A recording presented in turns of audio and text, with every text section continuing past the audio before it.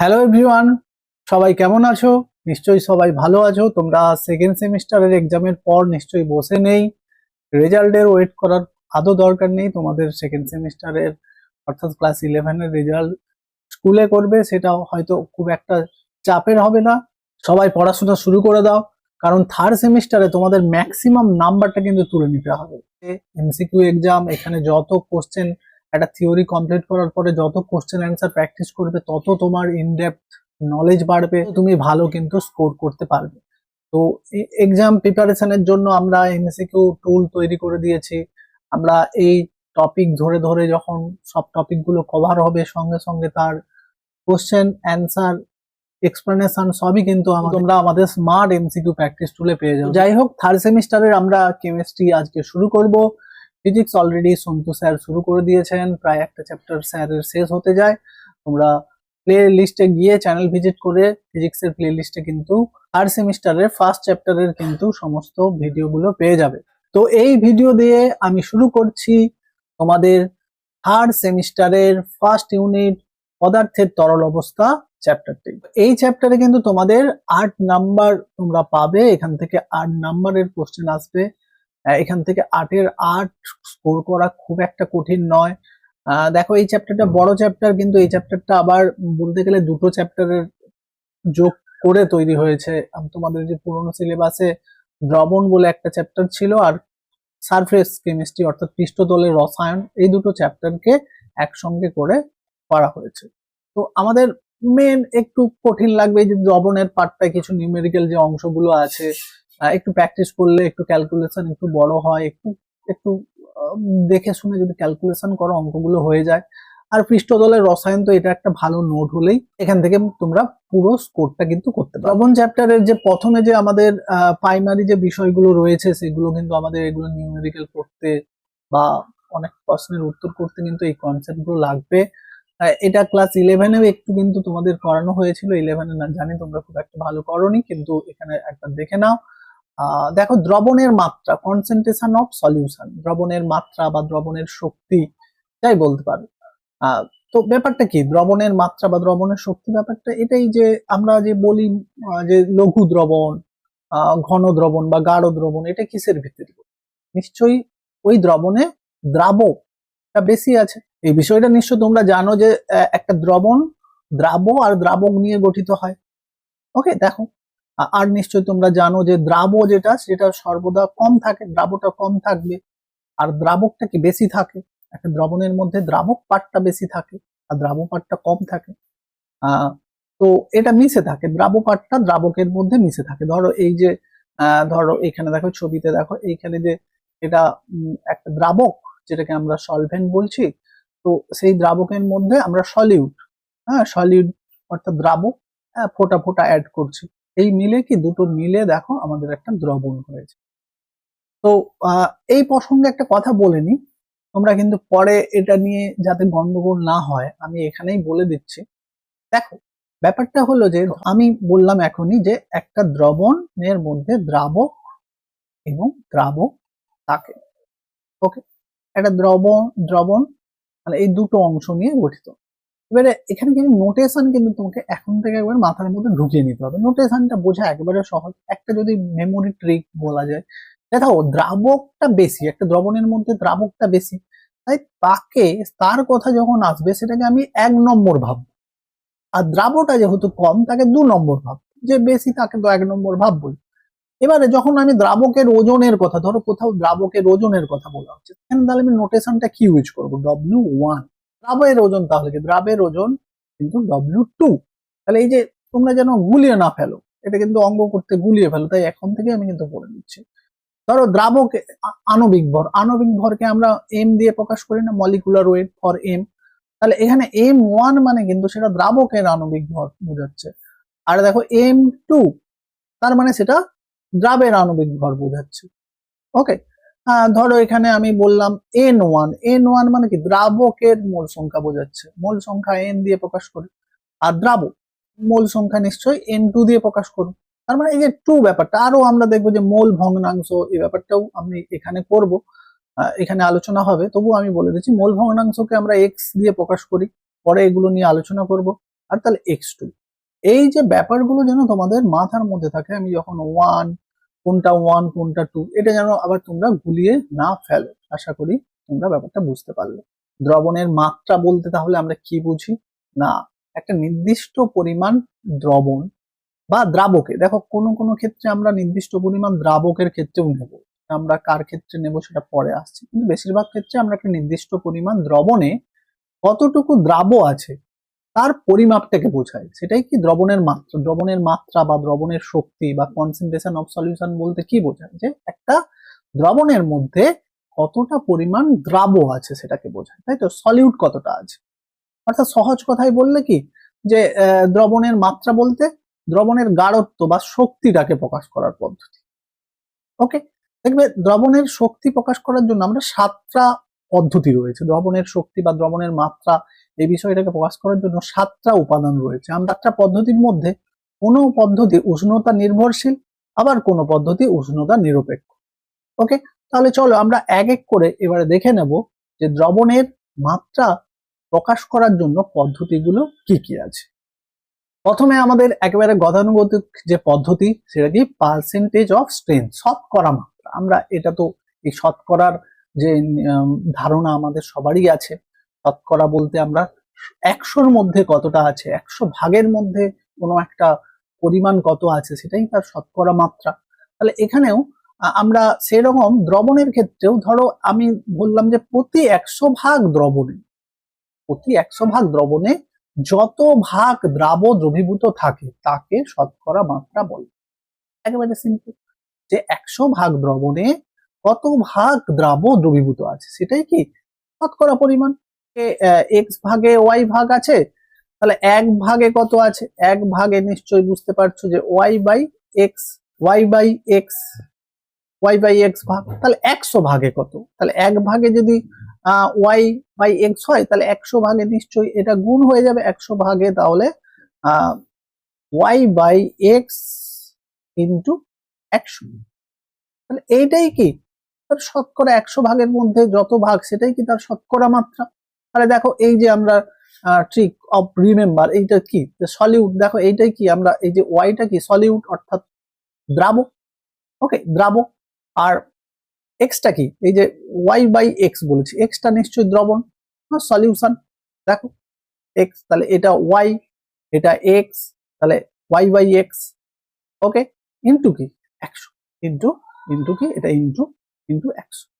ঠিক আছে, দেখো আমরা যখন তাহলে 100 শতকরা মাত্রাটা পরিমাপ করব, সবসময় আমরা সলিউটটাকে সলিউশন দিয়ে ভাগ করে তাকে 100 দিয়ে গুণ করে দেবো।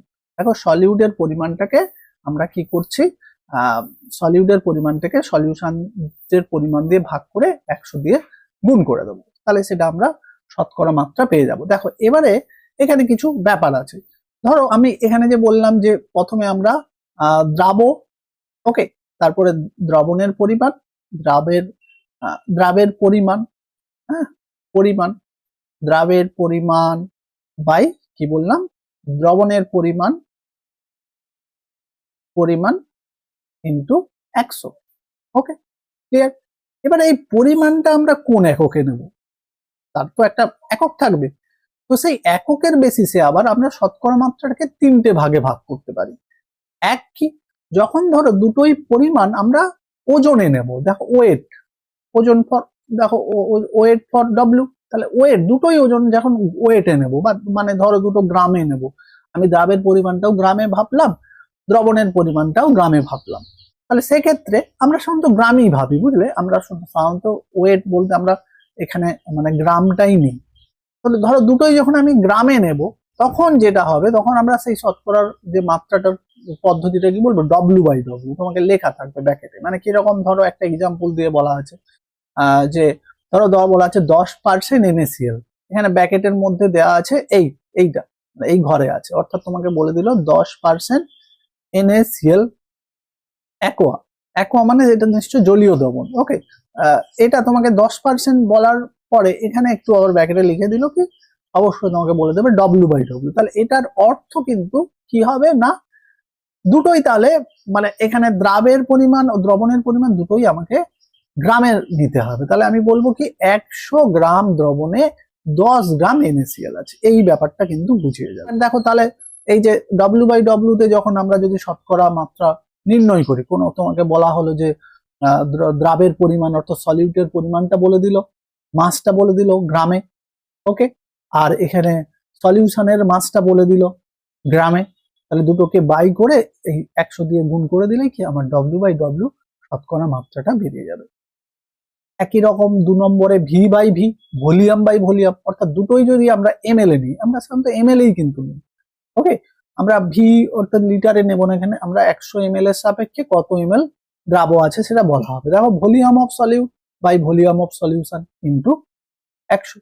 তাহলে ধরো তোমাকে বলা হলো যে 10% ইথানল অ্যাকোয়া, অর্থাৎ এই যে যখন V/V এখানে ব্র্যাকেটে অবশ্যই এখানে এই বক্সের মধ্যে আছে বলে আর এখানে ব্র্যাকেটে দেয়া হয়নি, ধরো এখানে বলা হলো এই যখনই 10% বলা হলো 10% বা এইখানেই তোমাকে এই 10% এর বলেই পরেই তোমাকে V/V কথাটা বলে দিতে পারে। হ্যাঁ, বলা হলো 10% V/V, হ্যাঁ, 10% ইথানল, ইথানল দ্রবণ, ইথানল দ্রবণ কথাটা মুখেও বলতে পারে, মানে ভাষাতেও বলতে হবে, বা অ্যাকোয়া কথাটা মানে তোমাকে বুঝে যেতে হবে যে এটা অ্যাকোয়াস অর্থাৎ জলীয় দ্রবণ। তাহলে এটা বোঝাচ্ছে যে 100 ml দ্রবণে, 100 ml দ্রবণে, দেখো 100 ml দ্রবণে 10 ml ইথানল আছে, একবারে সিম্পল। তারপর দেখো এখানে আছে W/V, এটা একটু দুটোকে যেন মিক্স করে করা হয়েছে, এখানে ডব্লিউটা কার না দ্রাবের পরিমাণটা আমি গ্রামে নেব, ওকে, দেখো মাস অফ সলিউট, দ্রাবের পরিমাণটা আমি মাসে অর্থাৎ গ্রামে নিলাম, আর যে দ্রবণের পরিমাণটা আমি ভলিউমে নিলাম, ml এ নিলাম, ইন্টু 100 করে আমি কিন্তু W/V টা আমি কিন্তু সহজে পেয়ে যাবো। তাহলে এক্সাম্পল 25% HCl, 25% বলে দিয়ে তোমাকে বলা হলো ধরো W/V, ওকে, তাহলে 10 ml তাহলে 100 ml দ্রবণে 25 গ্রাম। তাহলে আমি নিশ্চয়ই এই যে ভিটা মানে আমি ভলিউম, সলিউশনের ভলিউমটা আমি ml এ নেব অর্থাৎ আয়তনে নেব, ওকে, আর কি এই যে 25টা আমি কি দেবো, 25টা নিশ্চয়ই এটা মাস অফ সলিউট, তাহলে 25 গ্রাম HCl আছে। তাহলে এই ব্যাপারগুলো তোমাকে ক্লিয়ারলি যদি তুমি বুঝে যাও তাহলে কিন্তু ব্যাপারটা একেবারে ইজি হয়ে যাবে। মানে তোমাকে শুধু এই ব্যাপারগুলো ধরতে হবে যে এইটার মানে কি, তোমাকে যখন এখানে W/V বলে দিল আর সেটার মানে যেন তুমি এইটা বুঝে যাও। এইগুলোই আমার অঙ্কে করার ক্ষেত্রে কাজে লাগবে, যে 10% ইথানল, তো এখানে 10% লিখে ব্র্যাকেট লিখে দিল V/V, তাহলে সেটার মানেটা যেন তুমি এটা বুঝে যাও। এখানে দেখো 10% NaCl, 10% বলে দিয়ে এখানে যদি ব্র্যাকেটে লিখে দেয় W/W, তার মানেটা যেন তুমি এটা বুঝে যাও। এই ব্যাপারটা আমাদের কাজে লাগবে, এটাই কিন্তু আমাদের বিভিন্ন নিউমেরিক্যাল প্রবলেম সলভ করতে কাজে লাগবে। দেখো এখানের মধ্যে এই যে বলেছিলাম যে এই যে আমরা পদ্ধতিগুলো বলছি, দ্রবণের মাত্রা বা দ্রবণের শক্তি পরিমাপের পদ্ধতিগুলো, সেই পদ্ধতিগুলো কিছু কিছু উষ্ণতা নির্ভরশীল হবে, কিছু কিছু উষ্ণতা নির্ভরশীল হবে না। তবে এক্ষেত্রে একেবারে বোঝাটা সহজ যে কারা উষ্ণতা নির্ভরশীল হবে, কারা উষ্ণতা নির্ভরশীল হবে না। দেখো এই যে বস্তুর ভর অর্থাৎ ডব্লিউ ওয়েট বা ধরো মাস, যেটা বলছি মাস, তো সেটা কি উষ্ণতা নির্ভরশীল হয়? অর্থাৎ যদি আমি উষ্ণতা বাড়িয়ে দিই কারো কি মাস বেড়ে যায়, বা উষ্ণতা কমিয়ে দিই কারো কি মাস কমে যায়? সেটা কিন্তু নয়। অর্থাৎ এই মাস বা ওয়েট এটা কিন্তু উষ্ণতা নির্ভরশীল নয়, উষ্ণতা নিরপেক্ষ, উষ্ণতা নিরপেক্ষ। তাহলে উষ্ণতা নির্ভরশীল কারা? একেবারে উষ্ণতা সেন্সিটিভ বলতে গেলে, উষ্ণতার উপর সেন্সিটিভ কে, উষ্ণতা সেন্সিটিভ, টেম্পারেচার সেন্সিটিভ কোন জিনিসটা? এটা হলো ভলিউম অর্থাৎ আয়তন। কোন জিনিসের আয়তন কিন্তু উষ্ণতার উপর খুব মাত্রায় ডিপেন্ডেন্ট হয়। একটা সামান্য আমরা যদি উষ্ণতা বাড়িয়ে দিই কমিয়ে দিই, একটা বিশেষ করে আমরা দ্রবণ নিচ্ছি মানে বেশিরভাগ ক্ষেত্রে আমরা তরল দ্রবণ নিয়ে কাজ করব, তরল দ্রবণ। তা তরল দ্রবণের ক্ষেত্রে তো উষ্ণতা একটু বাড়িয়ে দিলেই তরলের আয়তন বেড়ে যাবে, উষ্ণতা কমিয়ে দিলে তরলের আয়তন কমে যাবে। তো এই আয়তনের উপরে কিন্তু মানে উষ্ণতার উপরে আয়তনটা খুব মাত্রায় ডিপেন্ড করে। তাই যে সমস্ত পদ্ধতির মধ্যে কোনো আয়তন বিষয়ক রাশি আছে তাহলে সেটা অবশ্যই উষ্ণতার উপর ডিপেন্ড করবে। দেখো এখানে W/W, এখানে আয়তনের বিষয়ে কিছু নেই, তাহলে এই যে W/W পদ্ধতিতে যে শতকরা মাত্রাটা সেটা কিন্তু উষ্ণতা নিরপেক্ষ হবে, অর্থাৎ উষ্ণতার উপর নির্ভর করবে না, উষ্ণতা ইন্ডিপেন্ডেন্ট হবে। V/V, দেখো এইটা বললাম যে ভলিউম উষ্ণতার উপরে খুব বেশি মাত্রায় কিন্তু নির্ভরশীল হয়। তাহলে V/V এই পদ্ধতিটা উষ্ণতা নির্ভরশীল হবে, টেম্পারেচার ডিপেন্ডেন্ট হবে। এবারে আছে 3 নম্বরে যে W/V। দেখো এখানে ব্যাপারটা হয়েছে ডব্লিউ তো উষ্ণতার উপর নির্ভর না, কিন্তু এই পুরো রাশিটা তো W/V দিয়ে তৈরি। তাহলে এখানের মধ্যে একটা রাশি কিন্তু আছে যেটা আয়তন। তাহলে আয়তন যেহেতু উষ্ণতা ডিপেন্ডেন্ট, তাই এই W/V পদ্ধতিতে শতকরা মাত্রাটা কিন্তু উষ্ণতা ডিপেন্ডেন্ট অর্থাৎ উষ্ণতা নির্ভরশীল হবে। একেবারে সিম্পল বিষয়। দেখো এখানেই এই কথাটা বলা হয়েছে। আশা করি তোমরা ব্যাপারটা বুঝে নিতে পেরেছো। ওকে, তাহলে চলো আজকের এই ক্লাসটা এখানেই রাখলাম। তোমাদের কাছে একটাই আবেদন, তোমরা আমাদের এই ছোট চ্যানেলকে কিন্তু সাপোর্ট করো। আমরা ফিজিক্স কেমিস্ট্রি এবছর একেবারে ফ্রিলি সমস্ত কন্টেন্ট আমরা প্রোভাইডেড করব। সেটা দেখো, সেটা ডিপেন্ড করছে তোমাদের সাপোর্টের উপর। তো আমরা যদি উৎসাহ না পাই, যে কোনো কাজে উৎসাহ না পেলে তো সেই কাজটা করতে ভালো লাগে না। তাই তোমরা ভিডিওটা শেয়ার করবে, লাইক করবে, আর ভালো লাগলে ক্লাসগুলো কেমন হচ্ছে, আরো কি করলে তোমাদের ভালো হবে, বেটার হবে, সেটা তোমরা কমেন্টে জানাও। আর এখনো যারা চ্যানেলটা সাবস্ক্রাইব করোনি, অনেকেই দেখেছি ভিডিও, আমার তো স্ট্যাটিস্টিকে দেখায় যে অনেকে ভিডিও দেখে কিন্তু সাবস্ক্রাইব করে না। তারা সাবস্ক্রাইব করে আমাদের সঙ্গে জুড়ে থাকো। তোমরা আমাদের ইউটিউব চ্যানেলের পোস্ট সেকশনে অনেক এমসিকিউ কোশ্চেন অ্যান্সার পাবে, আমাদের এমসিকিউ টুলের ফ্রিলি অ্যাক্সেস পাবে। তাছাড়া আমাদের Telegram group, WhatsApp channel, WhatsApp group, এখানে কিন্তু আমরা প্রতিনিয়ত সমস্ত কিছুর আপডেট দিয়ে চলেছি। তো সেই সমস্ত গ্রুপ বা চ্যানেলে তোমরা জয়েন হয়ে যাও। জয়েন লিঙ্ক তোমরা এই ভিডিও ডেসক্রিপশনে পেয়ে যাবে। Okay, God bless you all, thanks for watching.